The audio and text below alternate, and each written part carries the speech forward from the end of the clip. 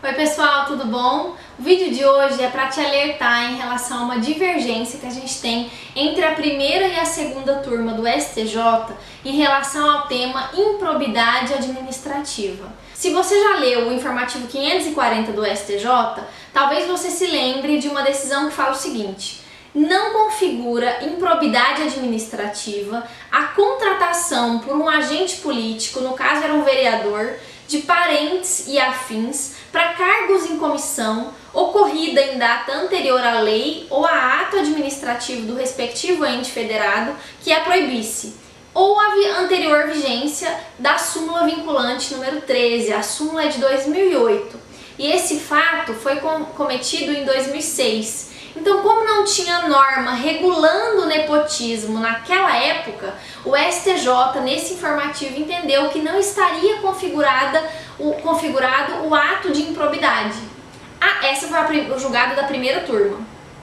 Acontece que a segunda turma pensa de forma diferente. Para a segunda turma, e nós temos julgados inclusive recentes, de maio de 2015, no sentido oposto, afirmando a nomeação de parentes para ocupar cargos em comissão, ainda que antes da publicação da súmula vinculante 13, constitui sim ato de improbidade, que atenta aqui contra os princípios da administração nos termos do artigo 11 da Lei de Improbidade, sendo desnecessária a existência de regra explícita de qualquer natureza sobre a proibição. Então, qual que é a diferença real entre a primeira e a segunda turma?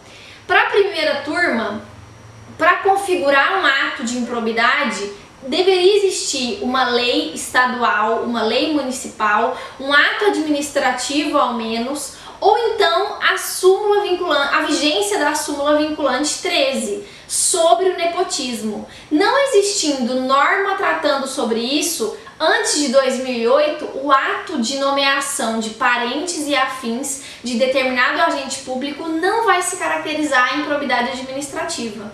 Por outro lado, a segunda turma, a meu ver, com mais razão, enquadra o ato de improbidade, de nepotismo, no artigo 11 da Lei da Improbidade, que é aquele ato que lesiona, que viola os princípios da administração.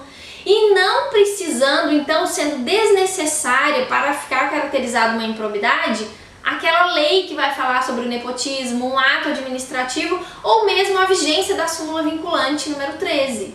Então, por isso, se você for questionado em relação a isso em prova, com certeza só pode ser ou prova oral ou segunda etapa, porque na primeira etapa não dá para falar de acordo com o STJ, porque nós temos essa divergência. Primeira turma entendendo que antes da vigência da súmula vinculante 13, ou então se naquele estado ou município não há uma norma tratando sobre nepotismo, o ato não vai ser caracterizado em improbidade.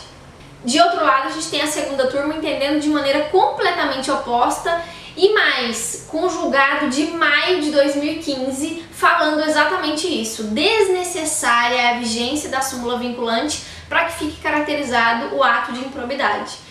Então era essa a divergência que eu queria mostrar para vocês. Até semana que vem, bons estudos, tchau!